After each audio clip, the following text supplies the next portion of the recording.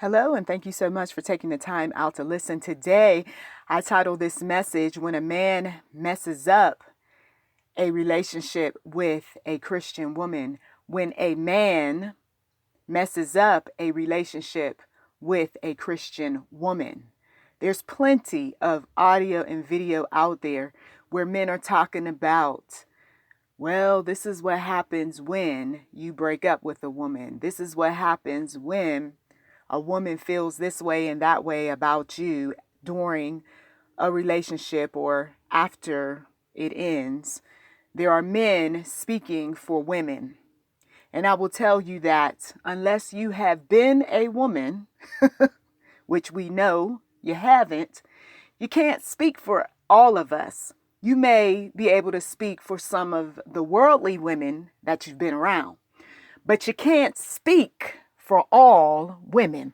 You see, there's spiritual women and there's unspiritual women. There are women that are about God's business and women who are not about God's business. You see, if she got involved with a worldly man, she wasn't connected with her creator like she was supposed to.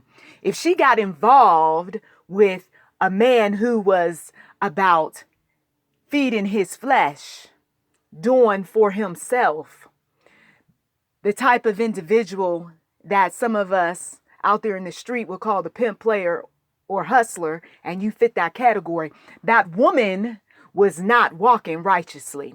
I know that some individuals consider themselves to be good women, and some men consider these women who they dogged out to be good women, but God says there are none good but him. You see, there was nothing good about us when we decided to step out, step away, and do what we wanted to, step in back in the day, okay, by getting involved with some unspiritual men. There was nothing cool and all right and okay about that. Our mothers and our grandmothers, our fathers and our uncles, our friends and others warned us about some of the immature, ignorant, disturbing, disgusting type of folk that are out there.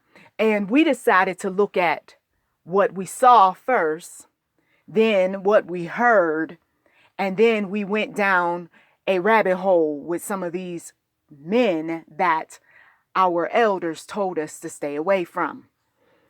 I know that for some men, they want that type of relationship with a woman that is solid. Okay, after you've dogged out so many, now you have come to the realization that I guess a decent woman isn't so bad. But it's going to be bad for you when you're not the decent man for her. It's going to be troubling for you when you are not exemplifying the character that you claim you have when you first meet her. Okay, it's going to be a rocky road. I suggest that a worldly man, a unspiritual man, a man that's caught up in his fleshly desires, stay far away from the Christian woman. I warn you, I urge you to don't even consider dating, sleeping with, living with a Christian woman. Some men have learned the hard way when you mess around with the people of God. Oh, you may have bamboozled her into thinking that you needed her for love when you really needed her for a place to stay. You may have tricked her into believing that you are okay and all right with your creator when God doesn't even remember when the last time you read his word. I mean, really, but we know better. I mean, God, he knows all things. But either way, though, the point is that it is just best to leave a godly woman alone. You see, the men who have messed up in those relationships with Christian women, God-fearing women, are the men who agonize or tormented by that woman that got away or by that woman who they pushed away. These are the men who have their share of guilt trips. These are the men that have these thoughts that pop into their mind of, I wonder what would have happened had we. I wonder if I would have been a better man, if things would have been, I realized that she was just looking out for me. Those sorts of things. And some of these men end up, believe it or not, finding themselves in yet another relationship with a Christian woman, only for that relationship to be rocky. And they will say that, well, it's because the woman this and that. But I'm telling you that you can't do that Garden of Eden number on the Lord. No, Adam already did that. He blamed the woman. And we got some men who are still blaming the Christian woman for all their trouble. Yes, you could blame the Christian woman, but your blame is in the wrong place. If you're going to blame, you might as well blame the fact that there is a Bible, there's God, there are angels, there is a spiritual life, if you will, that at times is at war with the natural.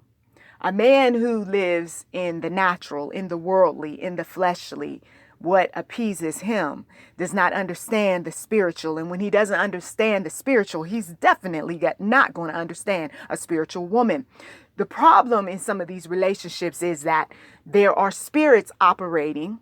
Those spirits are operating in the flesh as well as other spirits that are operating in the spirit. And a man who is fleshly, he doesn't understand what he's warring with, but he's warring with the things of God, the people of God, because there are those people that surround that Christian woman that's praying on her behalf. When he thinks he's getting away with his password protected phone and sending his share of text messages, emails, looking at his share of pictures, there are the spirits, if you will, that see and are on standby in terms of what to do about this immoral situation that's taking place. He's telling lies. He's being deceptive. He's being manipulative.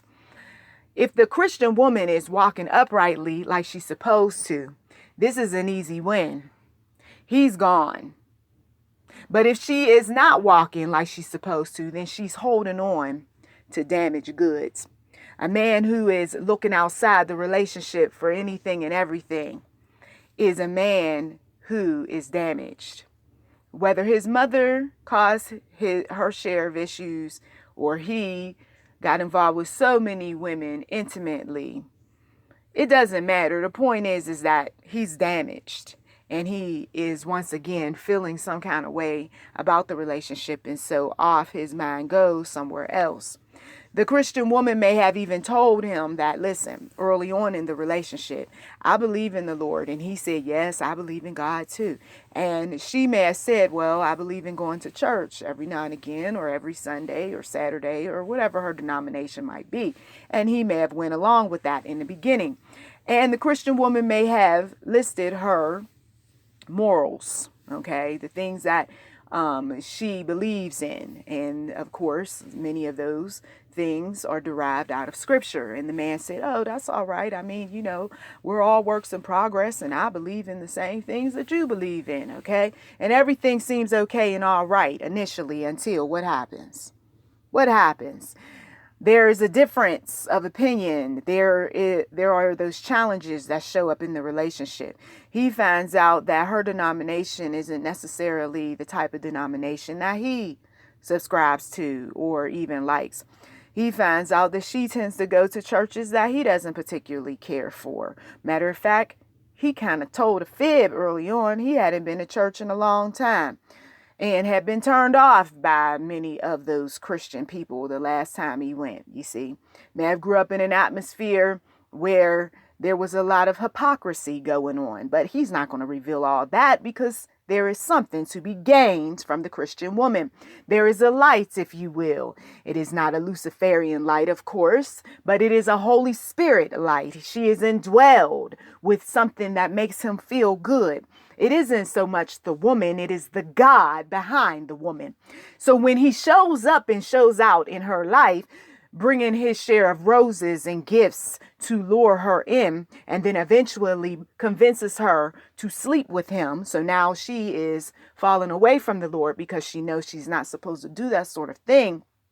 He then creates a snare, if you will. He may not consider it to be a snare, to be connected to him, but it is when, once again, he is not a spiritual man. They are unequally yoked, and the Bible talks about that, and I've gotten into that particular subject matter repeatedly on this channel. I'm not going into it today, but some of you all, you know what I'm talking about. So now the unequally yoked relationship has a child of darkness and a child of light. An unequally yoked relationship has one that may be more likely to compromise and agree, even with things that go against the one true God, whereas the other one may not be so willing to compromise and agree on things that are of God. Okay. So now I'm having this discussion with an individual, and that discussion may be shining the light on his dark ways, and he doesn't appreciate it. I don't like the way you talk to me, says the woman. I don't appreciate you being quite disrespectful whenever I bring up a subject to you that rubs you the wrong way. I wish that we would be able to pray and go to church together, but I see that this isn't something that you like. So she compromises and she's not doing the types of things that she did before he showed up, or the types of things that she decided that she wanted to do because God led her to do them. Okay. So a lot of these problems that arise in these relationships, these messed up relationships with Christian women, is because the woman is in a position where she realizes that she should not have even been involved with this man. But she's trying to make a square peg fit into a round hole. The man, on the other hand, as long as he's benefiting in some way, he really doesn't see too much of what is wrong because, well, there is money that I'm getting, or a roof over my head, or a car that I'm able to use, or I'm getting some bills paid, or there's a cost savings because the children aren't in daycare. There is some aid coming from her relatives. He looks at all of the benefits. She is, I guess, okay and all right to talk to when I'm frustrated about something at work. Okay, so he's not ready to throw everything out. But as the woman draws nearer and nearer to her maker, she is asking her maker to give her a way out of something that she should have never gotten herself into, because he is not nearly given as much as she is in the relationship. Now, I'm talking about a bona fide Christian woman who is getting her act together, or has already gotten her act together in so many different areas of her life, financially, spiritually, mentally, physically, and even sexually, because she starts to cut off that as well, because she knew, once again, she should have never been involved with him sexually. Okay. She may even feel dissatisfied because this wasn't worth losing my connection with the one true God. I'm sorry. No sex is worth losing your connection with the one true God. Okay? Messed up relationship spiritually. We talked about that, right? Unequally yoked. Can't seem to have a meeting of the minds when it comes to the things of God, the people of God, where to go to worship, all of that. The other that shows up is the financial factor.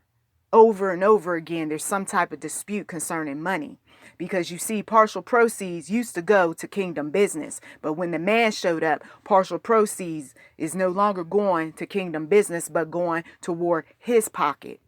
And so, you know, when you rob the Lord, you in trouble. And if he is demanding, or if he's not doing his part and you're not able to give to the Lord like you used to, there's a way of having some financial difficulties that even financial planners and accountants can't even fathom. Okay, what is going on with this portfolio of hers? I mean, really? Yeah, because she ended up connecting with someone who is financially causing all sorts of difficulty for her. Okay, she's pulling money out of places that God Himself told her money should be here, here, and here. He shows up, he's like, oh, well, I need this, babe, and can you help me with that? And oh, we could plan this trip and that one. And she's going along with the programming. And then eventually she starts to feel angered. I'm not getting ahead with this individual. She starts to feel sadness, even disappointment that she let her God down. Now she's going to start saying no more often. Now she's going to start taking back monies as opposed to putting more monies into the relationship. And the arguments begin. I thought you were supposed to pay for this. You used to pay for this. How come you're not? You got money. You can pay for that. Oh, no, no, no. I told you where my money's going. And I got babies and I got to feed them. Okay, that's not her issue. That's not her issue. You see, I'm giving examples. The relationship is taking a hit. Messed up relationship. Should have left that Christian woman alone. Now it seems to be a curse on finances. What else tends to arise getting involved with a Christian woman? Well, if she got her share of past that follows her, past that she's still connected to through a child, there's going to be those times where that past is going to affect the present and the future, because God may have told her it is too early to start a relationship with this person. God may have told her you need to be alone and not be so concerned about connecting with someone right now. Raise your child. And she said, oh, but he's so nice and he's warm and he said he's a believer, Lord, trying to convince the Lord to change his mind on some things. God doesn't change his mind on some things that he's warned you about, okay? Instead, he will just distance himself from you, and then you can go ahead and have your way. And so this is what has happened to the Christian woman who gets herself involved with this unspiritual, wayward man, okay? So her past issues start to wear on his nerves. He don't like seeing the ex show up to pick up the children or drop the children off. He don't like her talking about her past, her ex best friend, her anything dealing with the past. Because see, a selfish, self-centered man, he wants to be front and center at all times. Any conversation that takes the attention off of him is a problem. And he's going to eye roll. He's going to deep sigh. He's going to have his share of discussion about why he thinks that your past should be put to rest and why he should be the one that is taking care of everything. Okay, or taking care of what he feels like he wants to take care of, which usually for the worldly man, he frowns his nose up about taking care of another man's son or another man's daughter. Okay, the worldly man doesn't like to do that sort of thing, but he'll deal with it. He'll bear the stress of it for a time until one day in an argument he goes off. Your daughter is this and your son is that, and he can't stand it. You see, because issues like that are issues that you have to take up with the one true God. You have to take up with a family counselor. We're in a blended family. I don't know if I can handle this. Well, you're supposed to get necessary resources and help. I mean, the Christian man, or even a man who's just conscious of the fact that he can't handle certain things, if he has good sense, he's going to get some support from somewhere, because this is too much for me. But not the prideful man who thinks that he knows everything. Instead, he's going to deal with things in his own way. The Christian woman is going to the Lord, praying for peace, praying that there'll be more love in the house, praying that people will get along and all of that. only to see that things are getting worse. Well, why is that? Because once again, you're dealing with a man who got demons in and around him. I know some men are turned off by that because, well, there's women out there too, but that's not what this message is about. We're talking about the man who messed up getting involved with a Christian woman. Okay? The man who messed up. So here, all of these issues, right? Some of you all, you're just, I'm so glad I'm not involved with nobody. I forgot about all that stuff. Yes.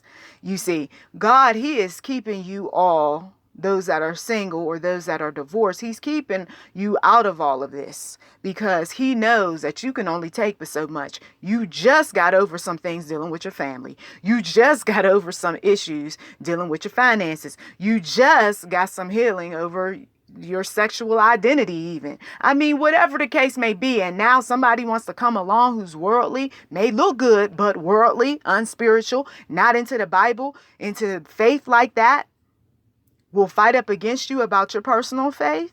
Really? You don't want to consider a relationship with a person like that, or do you? So he's messed up and he is now trying to get his freedom. Okay. Meanwhile, she's trying to get her exit plan through God, through the counselors, through whoever she can get. And then let's just say that everything does end. Okay. And some of you all, this is a reality for you. It did come to an end. Okay. The man who realizes that he messed up with the Christian woman, he knows that the only way that he's going to get back in is that he's going to have to be spiritual. He's going to have to be the one that's okay and all right with walking by faith and not by sight, with accepting Jesus as his personal Lord and Savior, being that one that's dedicated to walking the straight and narrow. There's not many men that's like this, okay? I've been on this planet long enough to tell you that there are not many men on this planet like this. And many of these men who are like this are already tied to someone, okay?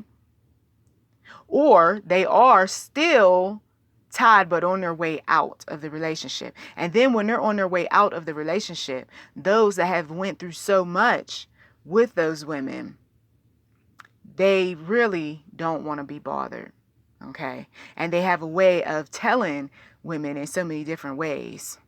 Some of them compromise their faith by sleeping with a woman. Well, at least I got that taken care of. But they don't want to live with her, don't want to take care of personal business, household business, financial business, none of it.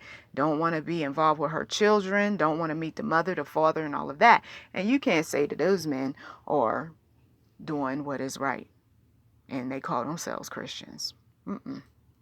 Because first up, you know, you're not even supposed to be sexually immoral, so you messed up right there. Okay? No different than the wayward backslider Christian woman. So he may be missing the good old days. He may be missing her cooking and cleaning and running errands, or he may be missing the conversation or her beauty. He may be missing a whole lot of things. But at the end of the day, the Christian woman, she should be feeling convicted about all of what she got herself into. And if she's really sold out for the one true God like she's supposed to be, she's not going to welcome that man back. It doesn't matter if he suddenly got saved, sanctified, and Holy Ghost filled the other day. No, she knows that it took a long time for her to get to a place with the one true God where she could honestly say that she's okay and all right with him. Okay. She confessed sin, she repented and all that. She knows that it's not an overnight change that takes place. But a woman who's desperate for affection or misses the man immensely or what have you, welcomes the worldly man back into her life only to be disappointed over and over again.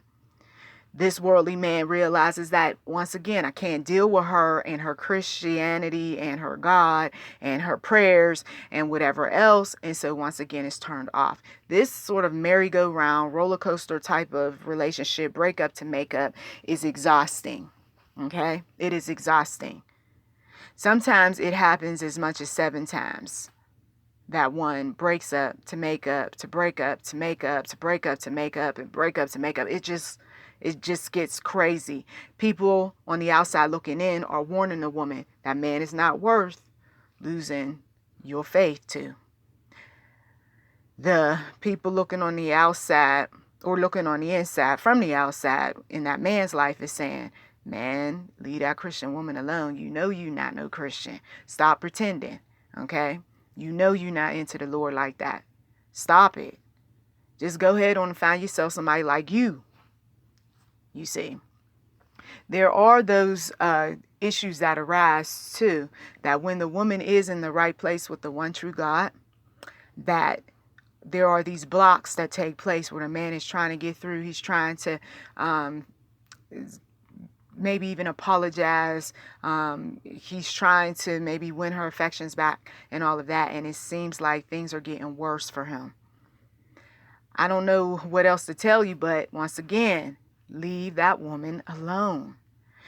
There have been people who have ended up getting themselves in all sorts of trouble that others can't even explain because they kept knocking on the door of a Christian woman who God got surrounded by angels, okay, whose children are surrounded by angels.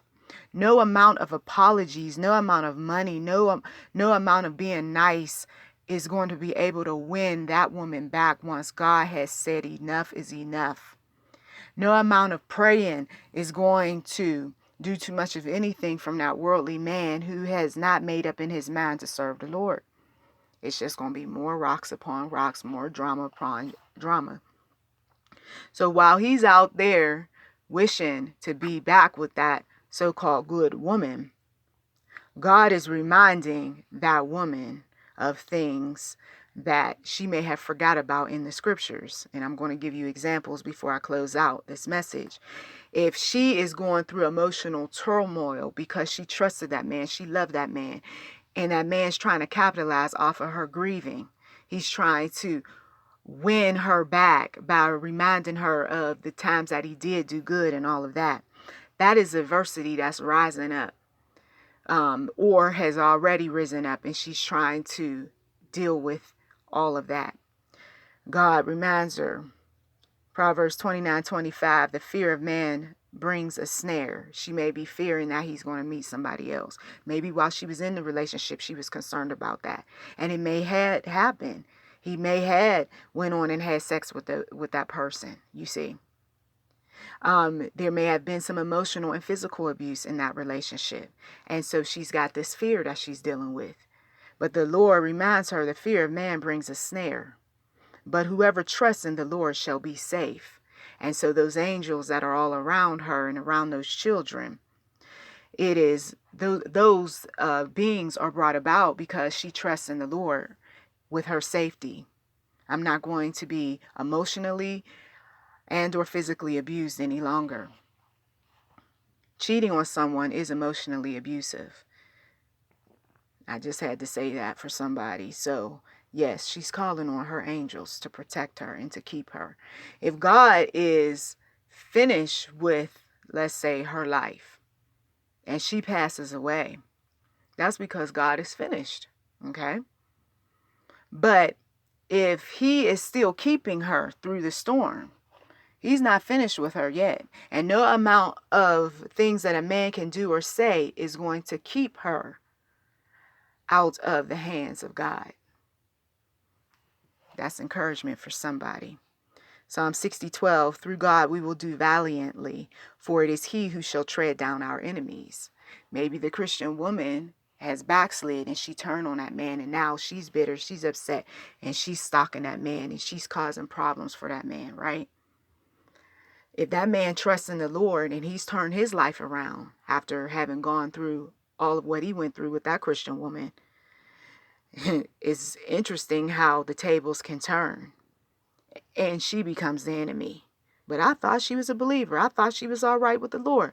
But she got herself caught up in some witchcraft, or maybe she got herself caught up with some people who have influenced her to go back to her old lifestyle.